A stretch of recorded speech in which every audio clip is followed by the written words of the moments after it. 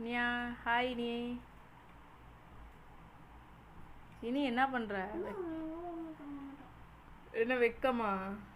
ஏன் இது என்ன சாப்பாடுன்னு சொல்லு. மத்தியானத்துக்கு என்ன நீ கொண்டு போகிறேன்னு சொல்லு.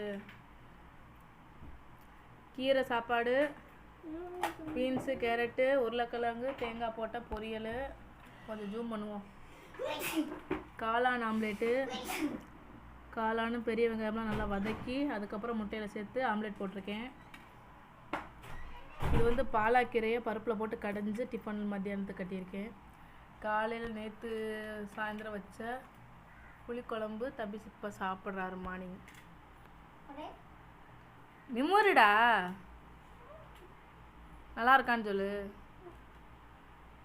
சரி, இந்த இடத்துல சாப்பாடு ஒட்டியிருக்காரு, எடுத்துடு.